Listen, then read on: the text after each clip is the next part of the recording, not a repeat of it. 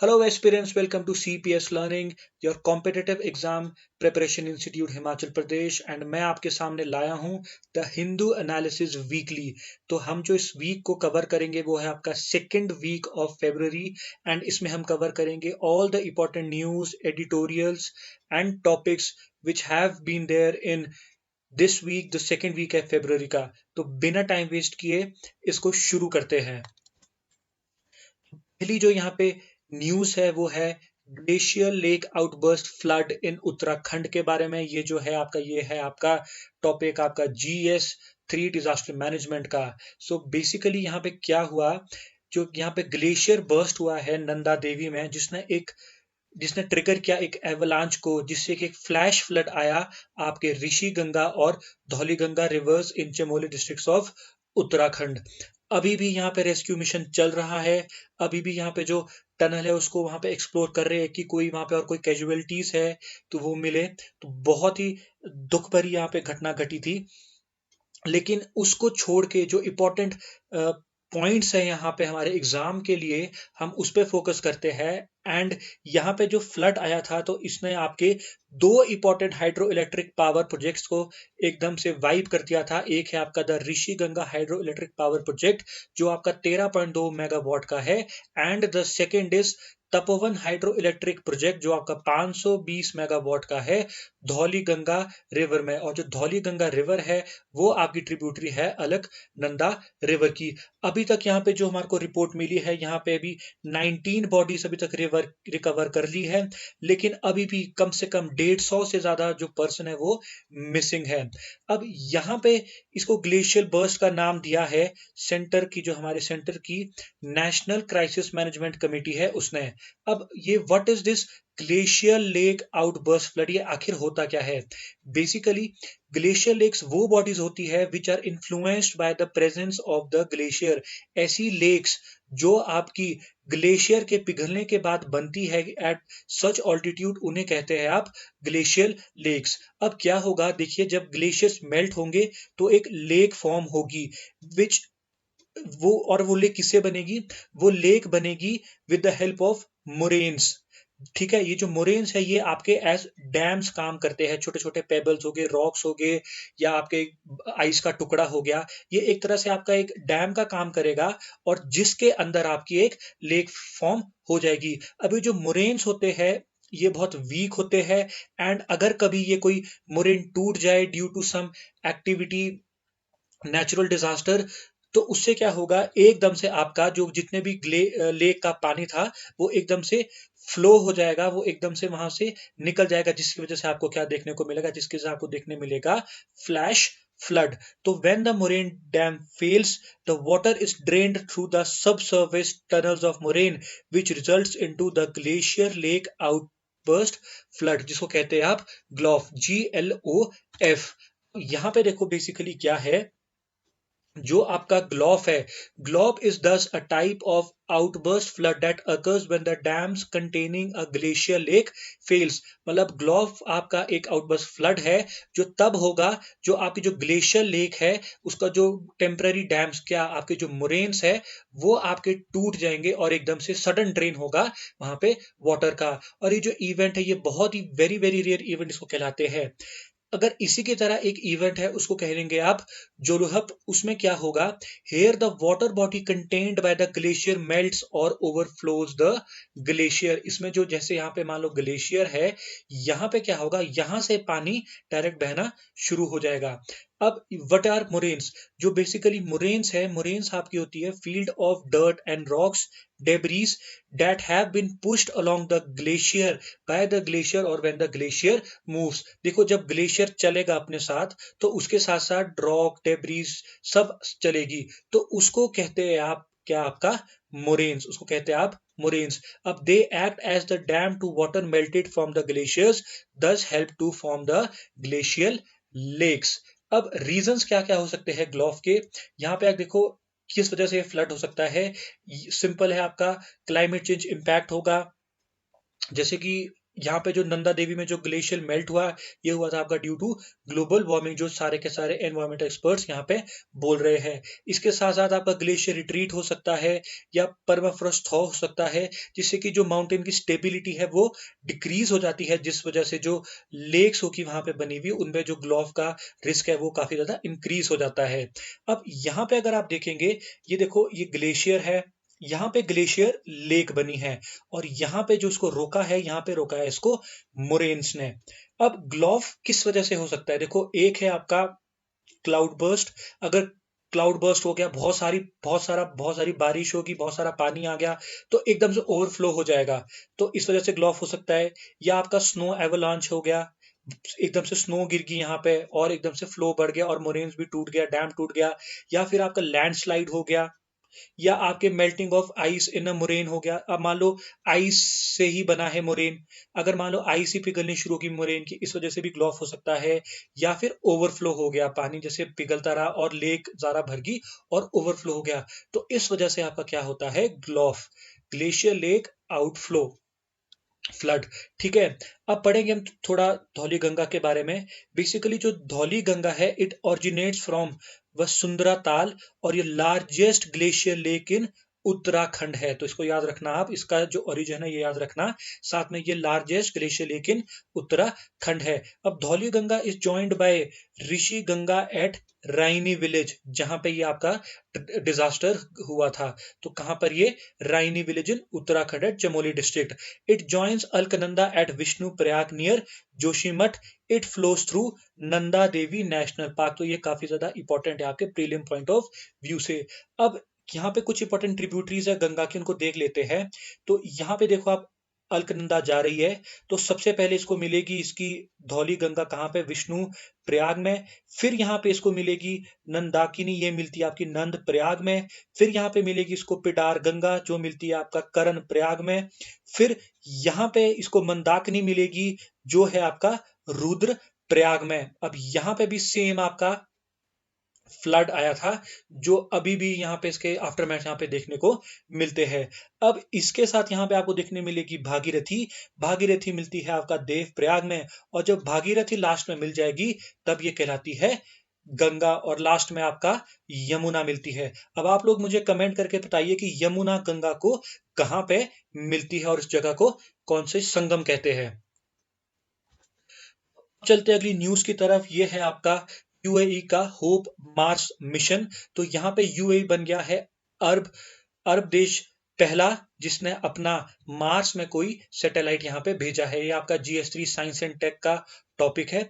अब United Arab Emirates UAE बन गया है फर्स्ट एवर इंटरप्लैनेटरी, इसका जो मिशन था होप प्रोब, वो सक्सेसफुली एंटर कर दिया है उसने मार्स में।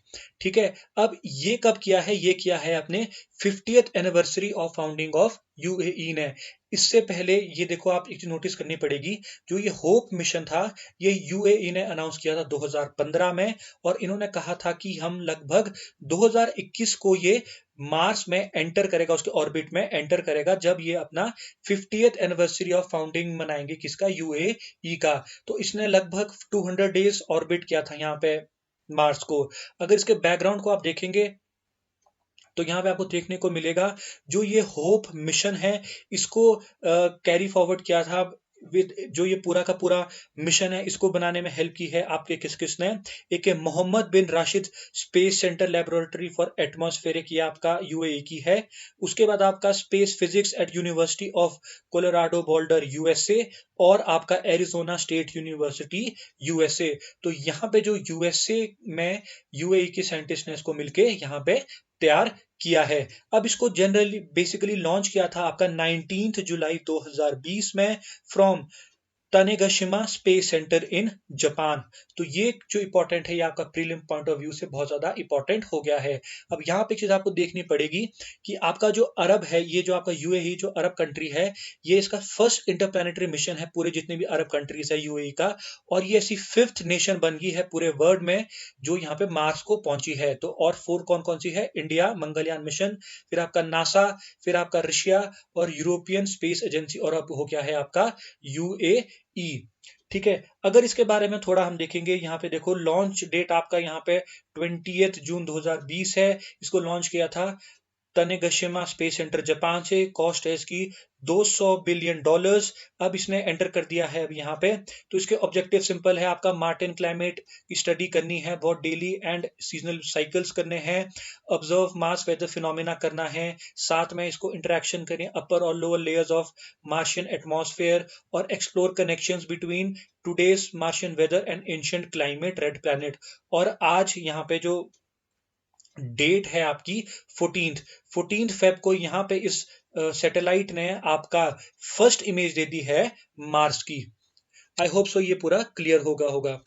तो यहाँ पे जो अगली न्यूज़ है वो है बहुत इंपॉर्टेंट इंडिया के कंटेक्स्ट में। ये है आपका जीएस पॉलिटी एंड गवर्नेंस का topic, the cost of internet shutdown. So generally यहाँ पे क्या हुआ है, जो यहाँ पे आपको एंटी फार्म बिल जो कैंपेन चली है, जो यहाँ पे ये मूवमेंट चली है, इस वजह से यहाँ पे जो दिल्ली एनसीआर के रीजन है यहाँ पे शटडाउन कर दिया है। अब यहाँ पे 26 जनवरी 2021 को दिल्ली एनसीआर के रीजन में इंडिया गवर्नमेंट ने इंटरनेट को शट डाउन कर दिया था।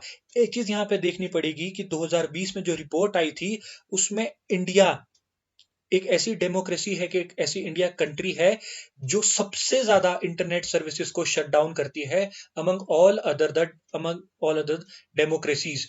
तो अभी तक लगभग 4 साल में 400 से ज्यादा शटडाउन्स किए हैं यहाँ पे इंडिया ने। ओवर कोई भी इशू होता है। अब यहाँ पे आप देखेंगे, एक बीच में न्यूज चली थी, तो 370 आर्टिकल को स्क्रैप करने के बाद जम्मू कश्मीर में यहाँ पे इन्होंने शटडाउन किया था।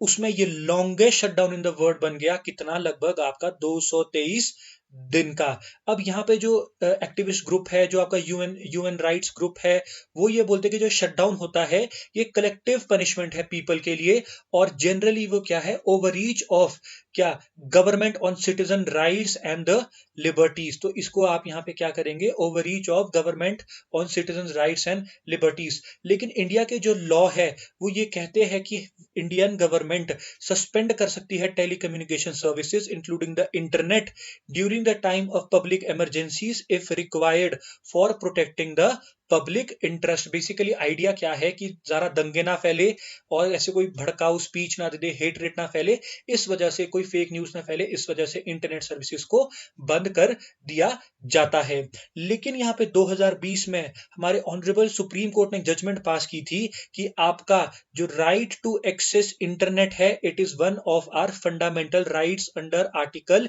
19 along with freedom to carry on trade and business or occupation on the medium of internet। तो ये जो कंसेप्ट है आपका फ्रीडम का, राइट टू फ्रीडम है, 19 आर्टिकल में इसको डाल दिया है सुप्रीम कोर्ट में। लेकिन अभी भी यहाँ पे जो हमारी इंडियन गवर्नमेंट है वो पब्लिक इंटरेस्ट के तहत आपका इंटरनेट शटडाउन कर देती है। अब इंटरनेट शटडाउन करने से अभी तक इंडिया को 2020 में लगभग 20,000 करोड़ का घाटा हुआ है। इससे क्या होता है, इससे ना उस पूरे एरिया की इकोनॉमिक एक्टिविटी क्या हो जाएगी, फ्रीज हो जाएगी। साथ में लार्ज स्केल डिसरप्शन होते हैं इकोनॉमिक आउटपुट से। अब देखो पूरे का पूरा कोविड-19 की वजह से सारा आपका ऑनलाइन हो गया था काम। अब जब इकोनॉमिक पूरा जो वर्क है आपका, वर्क फ्रॉम होम है, सब कुछ आपका ऑनलाइन जा रहा है, इसमें अगर आपका इंटरनेट ही शट डाउन हो गया तो आपका वो काम क्या हो जाएगा, बंद, बिल्कुल ठप पड़ जाएगा काम। जिस वजह से क्या हुआ है, लगभग 20,000 करोड़ का नुकसान 2020 में इंडिया को ड्यू टू द शटडाउन्स। अब इंडिया को एक प्रॉपर फाइंड वे करना पड़ेगा। इसके लिए क्या करना पड़ेगा, देखो इंडिया को एक बैलेंस बनाना पड़ेगा सिविल लिबर्टीज और सिक्योरिटीज में, ठीक है, टू अगर किस तरह से आगे इसको वर्कआउट करना है।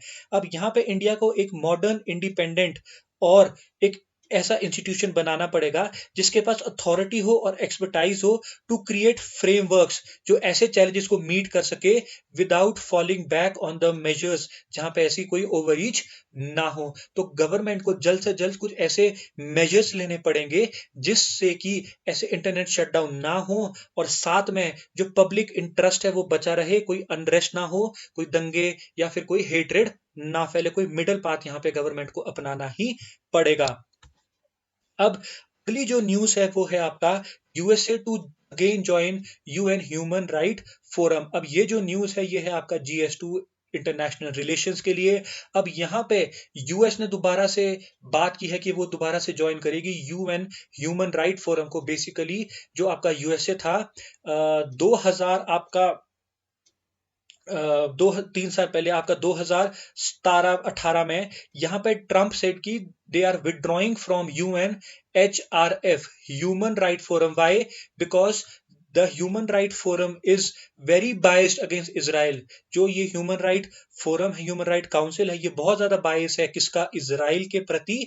और यहाँ पे ऐसे लोग हैं जो आपका ह्यूमन एक्यूज्ड कंट्री से आते हैं, जैसे आपका China, Cuba, Venezuela and Congo. तो इस वजह से जो उस टाइम के देन प्रेसिडेंट थे आपके डोनाल्ड ट्रंप, उन्होंने यूएसए को कह दिया था कि यूएसए विल लीव आपका ह्यूमन राइट फोरम। सो अब यहाँ पे आपको UNHRC के बारे में देखिए। ये 47 मेंबर बॉडी है जिसको एस्टैब्लिश किया था 2006 में। यहाँ पे एक एक एक कंट्री को यहाँ पे 3 साल के टर्म के लिए यहाँ पे सिलेक्ट किया जाता है बाय उनका UNGA, United nation general assembly. और ये रिस्पॉन्सिबल है पूरी बॉडी काय के लिए? Promotion and protection of human rights around the globe. अब देखो यहाँ पे एक चीज यहाँ आपको देखनी पड़ेगी कि कोई भी कंट्री यहाँ पे लगातार 2 कंसेक्यूटिव टर्म्स में सीट नहीं ले सकती, तो इसको आप ध्यान रखें। अब इसका जो हेडक्वार्टर्स है वो आपका जिनेवा स्विट्जरलैंड में है। ये इंपॉर्टेंट है प्रीलिम पॉइंट ऑफ व्यू से। अब अकॉर्डिंग टू रेजोल्यूशन 60 किसका 251 रेजोल्यूशन का 60 वाला, वो कहता है कि it created the council members are elected directly by secret ballot by the majority of UNGA, United Nations General Assembly. Membership has to be equally distributed geographically. तो geographically membership equally distribute करनी पड़ेगी। अब देखो एक और 2020 में ये फिर से न्यूज में था। क्यों? क्योंकि पाकिस्तान और नेपाल ने वर री इलेक्टेड अंडर UNHRC, और चाइना भी यहाँ पे क्या हुई? चाइना ने दोबारा से यहाँ पे इसमें री इलेक्ट हुई। और किसको हराया यहाँ पे? चाइना ने सऊदी अरेबिया को। तो इस वजह से यहाँ पे ये जो न्यूज है ये काफी ज्यादा इंपॉर्टेंट हो जाती है आपकी प्रीलिम पॉइंट ऑफ व्यू से।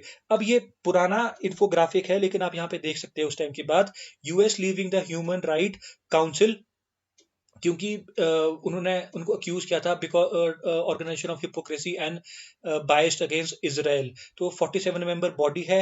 अब आप यहाँ पे देख लो 2000 पूरी हिस्ट्री दी है पॉज करके वीडियो को, कि 2006 में Geneva based human right council को क्रिएट किया गया था and it replaced human right commission, UN commission on human rights. ठीक है, तो इसका ये किसका सक्सेसर है? ये सक्सेसर है आपका UN commission on human rights का। फिर आपका 2009 में देखो बराक ओबामा के नेतृत्व में इन्होंने यूएसए ने इनको ज्वाइन किया था। फिर आपका 2013 में यहाँ पे कंप्लेंट्स आई थी against China, Vietnam, Saudi Arabia, Russia वगैरह।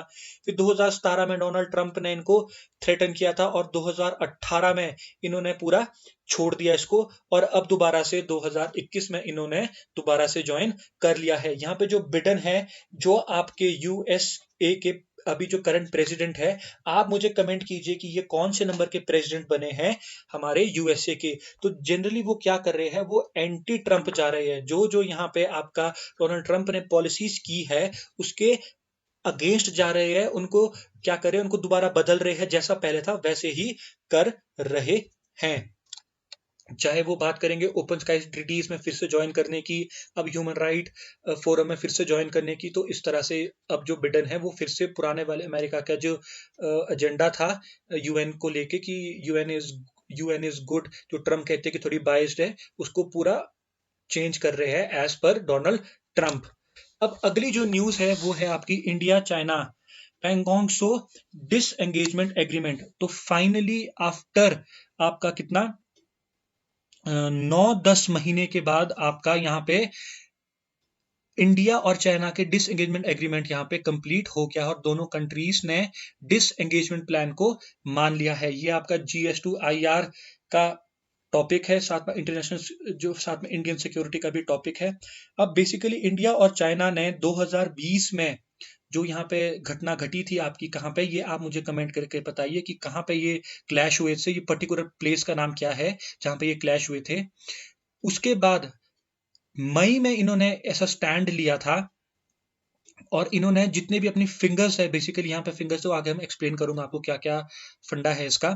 तो जनरली बेसिकली क्या हुआ था यहाँ पे, तो इंडिया और चाइना ने जो अप्रैल 2020 से अपनी पोजीशंस ली थी इस एरिया में, ये एरिया आप मुझे कमेंट करके बताएंगे कौन सा एरिया था, लद्दाख में, ठीक है। यहाँ पे इन्होंने जो स्टैंड लिया था, जो अपनी आर्मीज को खड़ा किया था, जो यहाँ पे अपने थोड़े थोड़े कंस्ट्रक्शन की थी, वहां से इन्होंने अपने ट्रूप्स को विड्रॉ करने को एग्री कर दिया है दोनों ही कंट्रीज ने। अब यहाँ पे देखो, as per the agreement reached by 9th corps commander meeting, किस किसके, इंडिया और China troops have begun systematic disengagement on the northern and southern banks of Pangong Tso located in eastern Ladakh. अभी जो वैली है, वैली आप मेरे को बता दीजिए। अब बैकग्राउंड क्या है, देखो स्टैंड ऑफ हुआ था मई 2020 में, तो चाइनीज ट्रूप ने क्या किया था, रिज लाइन को क्रॉस कर दिया था, किसकी, फिंगर 3 और 4 को। अब यहाँ पे आप फिंगर 3 और 4 देख लो क्या है। बेसिकली क्या फंडा है यहाँ पे, जो ये एरिया है, यहाँ पे बेसिकली फिंगर्स बनी है। अगर ये फिंगर्स कैसे है, मतलब अगर आप देखोगे तो ये वैलीज है, तो ये बेसिकली फिंगर, अगर आप यहाँ पे हाथ ऐसे उंगलियां रखोगे तो ये बिल्कुल उंगलियों की शेप की, जिनको फिंगर बोलते हैं। तो यहाँ पे क्या था, इंडिया के पास आपकी 1 2 3 4 फिंगर्स थी, और आपकी चाइना के पास आपकी 4 से ही 4 5 6 7 8 फिंगर्स थी। तो यहाँ पे जो चाइना ने क्या किया था, यहाँ पे चाइना 8 किलोमीटर आगे आ गया था, ठीक है। 8 किलोमीटर आगे आ गया था, कहाँ से, आपका 8 से 4 की तरफ आगे आ गया था, जिस वजह से थोड़ा यहाँ पे स्टैंड ऑफ हो गया था बिटवीन चाइना एंड इंडिया, ठीक है। अब यहाँ पे क्या हुआ, इंडिया ने यहाँ पे देखा यार ये आगे आ गया, तो इंडिया कहाँ पे चला गया, एट फिंगर 8 पे, ठीक है। अब अगस्त 2020 में क्या हुआ, India obtained some strategic advantage in the region by occupying certain peaks, जैसे कौन कौन सी, मगार हिल, मुखपारी, गुरुंग हिल एक्सेट्रा। जिस वजह से क्या हो गया, जिस वजह से चाइना को बहुत ज्यादा प्रेशर आ गया चाइना के ऊपर, कि उनको भी नेगोशिएट करना ही पड़ेगा, क्योंकि इंडिया इन हिल्स पे कहाँ पे चला गया, एडवांटेज पे। जैसे कौन कौन सी, एक आपकी मगर हिल होगी, एक आपकी मुखपारी हिल होगी, एक आपकी गुरुंग हिल होगी। तो इस वजह से जो इंडिया था यहाँ पे फिंगर 8 में क्या हो गया, एक एडवांटेज पे चला गया, ठीक है। अब यहाँ पे क्या हुआ, अगस्त के बाद यहाँ पे डिसएंगेजमेंट एग्रीमेंट शुरू, डिसएंगेजमेंट टॉक्स होनी शुरू होगी। दोनों कंट्रीज आती थी, बार बार मीट करती थी, दोनों कंट्रीज आती थी, बार बार मीट करती थी, लेकिन एक पर्टिकुलर कोई यहाँ पे आपको रिजल्ट देखने को नहीं मिल रहा था। और यहाँ पे उन्होंने एक 5 पॉइंट डिसएंगेजमेंट प्लान भी बनाया था, और उसी के ऊपर इन्होंने फिर आगे बात करनी शुरू कर दी, ठीक है। लेकिन अब यहाँ पे देखने को मिलता है कि finally the disengagement agreement has been reach between India and China. तो फाइनली ये चीज हो गई है, एंड दोनों कंट्रीज के लिए एक रिलीफ की बात है। देखो को डिकोड करते हैं क्या हुआ था, तो फिंगर 1 2 3 ठीक है, और 4 का बेस, ये पूरा आपका इंडिया के पास है, और आपका 4 5 6 7 8 ये आपका किसके पास है, ये आपका चाइना के पास है। अब चाइना ने देखो क्या किया, चाइना मूव्ड बियॉन्ड फिंगर 8 और कहाँ चला गया आपका, मतलब फोर्थ फिंगर के पास, और ये कितना 8 किलोमीटर आगे आ गया, जिस वजह से क्या हो गया आपका स्टैंड ऑफ। अब यहाँ पे साथ में क्या लगा, चाइना यहाँ पर मतलब आपका 4 से 8 के बीच छोटी छोटी कंस्ट्रक्शन करने लग गया, बंकर्स बनाने लग गया, बेस बनाने लग गया आर्मी के लिए। अब यहाँ पे इनको भी जो भी यहाँ पे क्लैश होता है, उसके बाद जो डिसएंगेजमेंट में पता लगा है हमको, वो क्या पता लगा है कि इंडिया देखो 8 तक पहुंच गया था, एक चीज आप यहाँ पे देखनी पड़ेगी, और इंडिया ने यहाँ पे 8 में इंपॉर्टेंट हिल्स को एक्वायर कर लिया, जिस वजह से चाइना पे प्रेशर पड़ा है, ठीक है।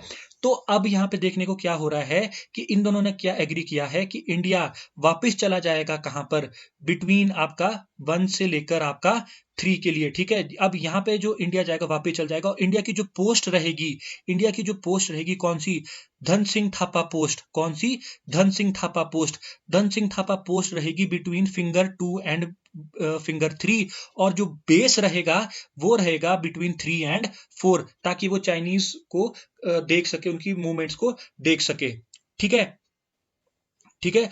और दूसरा क्या बोल दिया कि जो ये 8 है, ठीक है, जो ये 8 है इसको यहां पे बना दिया है no patrol zone, no patrol zone. अब यहां पे चाइना को क्या बोल दिया है कि चाइना ने जितने भी यहां पे कंस्ट्रक्शन की थी उसको तोड़ देगा, और वापस चला जाएगा अपने एरिया में, कहां पर आपका फिंगर 8 के पास।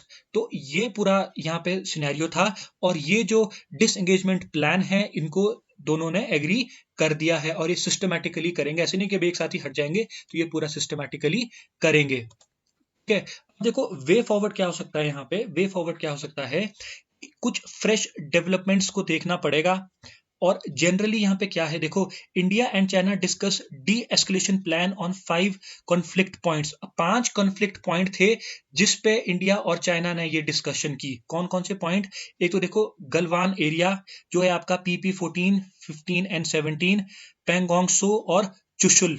ठीक है, तो ये इंपॉर्टेंट 5 पॉइंट्स हो गए। कौन कौन से? P14, P15, P7, PP आपका गलवान एरिया का, पेंगोंग सो और चुशुल। ठीक है, अब पार्शियल डिस एंगेजमेंट कर दी है गलवान एरिया में शुरू। ठीक है, अब चाइना ने थोड़े टेंट रिमूव कर दिए, सम रिमूव ट्रूप्स कर दिया, व्हीकल को पीछे कर दिया, और इंडिया ने भी वापस आना शुरू कर दिया, रेसिप्रोकेट करना शुरू कर दिया।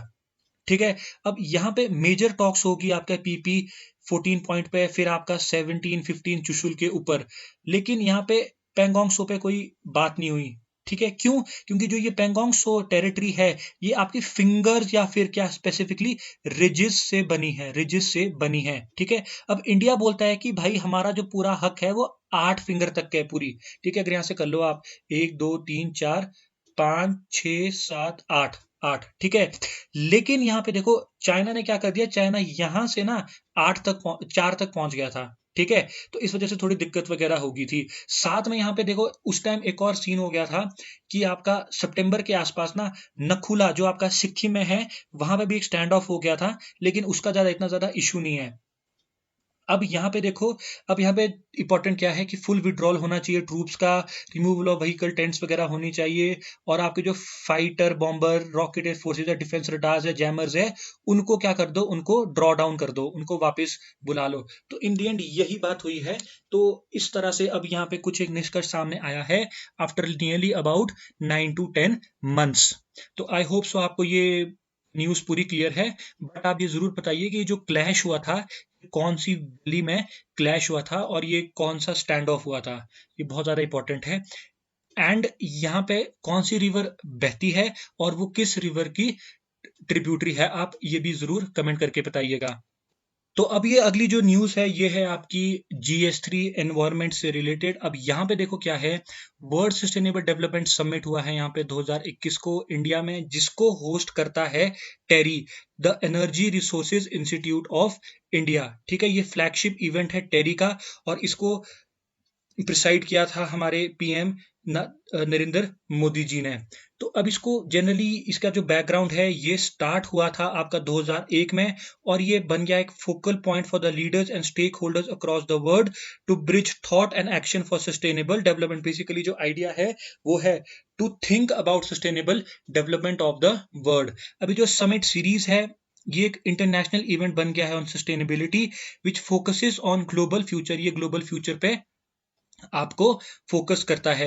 ठीक है, but with an eye on the actions in the developing world which could bend our common future. तो ये इंपॉर्टेंट पॉइंट है। ठीक है, अभी जो सीरीज है यहाँ पे क्या करती है, जो समिट सीरीज है, सारी गवर्नमेंट्स को, बिजनेस लीडर्स को, एकेडमिशियंस को, क्लाइमेट साइंटिस्ट को, यूथ को, सिविल सोसाइटी को एक साथ लाती है, and it urges them to fight against the climate change. और इस साल की जो थीम थी वो है redefining our common future, safe and secure environment for all. ये एक इंपॉर्टेंट पॉइंट है प्रीलिम पॉइंट ऑफ व्यू से। अब ये जो टेरी है, it is a leading think tank dedicated to conducting research on the sustainable development of India and global south. अब यहाँ पे देखो जो टेरी है, it was established in 1974 as information centre on energy issues, and it is located in New Delhi. इसका जो headquarters है वो आपका न्यू दिल्ली में है। अब यहाँ पे देखो इंडिया का स्टैंड क्या रहा है इस सस्टेनेबल डेवलपमेंट में। इंडिया यहाँ पे 3 चीजें बोलता है कि हमारे 3 मेन एम्फेसिस है, 3 इंपॉर्टेंट पॉइंट्स है। वो है emphasis on climate justice, reassurance on climate mitigation efforts, and commitment on enhancing disaster resilience. अब देखो जो क्लाइमेट जस्टिस है वो क्या है, बेसिकली ये सिर्फ एक मूवमेंट नहीं है, ये एक तरह से एक्नॉलेज करता है क्लाइमेट चेंज को, कि इसका जो इफेक्ट है वो आपका सोशल, इकोनॉमिक, पब्लिक और अदर्स वेज कोई बहुत ही मतलब बहुत ही एडवर्स इफेक्ट है क्लाइमेट चेंज का, तो ये क्लाइमेट जस्टिस की बात करता है। अब जो क्लाइमेट जस्टिस है, इंडिया कहता है कि it is inspired by the vision of trusteeship where growth comes with greater compassion to the poorest. It also means giving the developing countries enough space to grow. तो जो developing countries है उनको थोड़ा space दी जाए grow करने का। उसके बाद जो दूसरा स्टैंड है वो है reassurance to climate mitigation efforts. इसमें इंडिया रीअश्योर कमिटमेंट है उसकी क्या, कि अपनी जो पेरिस डील हुई थी उसमें कि reduce emissions intensity of GDP bye 33 to 35% from 2005 के लेवल्स। दूसरा क्या है आपका, लैंड डिग्रेडेशन एंड न्यूट्रलिटी को वो कमिटमेंट उसको पूरा करेगा। साथ में सेटअप करेगा 450 gigawatt of renewable energy till 2030। और दूसरा सोलर जो अलायंस, इंटरनेशनल सोलर अलायंस है, उस पर अच्छे तरीके से और फोकस करेगा। और जो तीसरा स्टैंड है वो है commitment to enhancing disaster resilience. इसमें क्या, इंडिया के जो डिजास्टर मैनेजमेंट कैपेबिलिटीज है और साथ में जो उसके जो कोalition है डिजास्टर रेजिलिएंट इंफ्रास्ट्रक्चर को, उसको अश्योर करेगा। ठीक है, अब व्हाट इज दिस CDRI? ये आपका जो coalition for disaster resilient infrastructure है, एक multi stake holder global partnership होगी countries, government, UN agencies, multilateral banks, private sectors and knowledge institutions की, which aims to build resilience into infrastructure systems to ensure sustainable development. मतलब disaster के against ये यहाँ पे काम करेगा और आपको क्या करेगा, इंश्योर करेगा सस्टेनेबल डेवलपमेंट। सारे मिलके, सारी कंट्रीज, सारी UN बॉडीज, आपके प्राइवेट सेक्टर्स, आपके नॉलेजेबल इंस्टीट्यूशंस और जितने भी बैंक्स है, ADP, वर्ल्ड बैंक, आपका जितने भी बैंक्स है। तो ये है आपका जो पूरा का सिनेरियो है वर्ल्ड सस्टेनेबल डेवलपमेंट समिट 2021 का। अब लास्ट यहाँ पे जो न्यूज है वो है आपका दोबारा से GS पेपर 2 IR के बाद वो है आपका मिलिट्री कोप इन म्यांमार। ये बहुत ज्यादा न्यूज में है। अब देखो क्या हुआ है, म्यांमार की जो मिलिट्री है उसने फिर से पावर को ग्रैब कर दिया है म्यांमार का, और ये थर्ड टाइम ऐसा हुआ है since it's independence from British rule in 1948।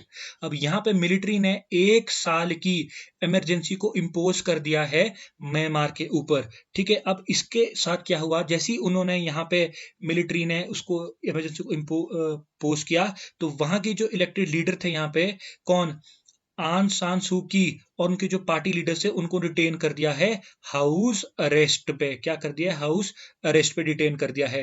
अब व्हाट इज कूप? बेसिकली कूप क्या है, it is a sudden violent and illegal scissor of power from the government. ये सडन है, वायलेंट और इलीगल सीजर है of the power from the government. अब इसके background की तरफ चलते हैं।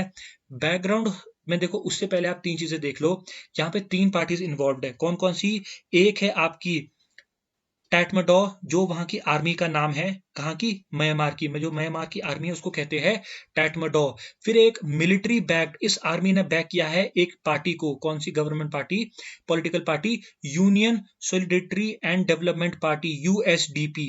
ठीक है, और एक है वांग सान सू की national league for democracy, NLD political party. तो ये तीन यहाँ पे 3 बॉडीज है, USDP, NLD और आपकी टैटमोडो जो वहां की आर्मी है। अब जो स्टोरी शुरू होती है वो होती है 2008 से।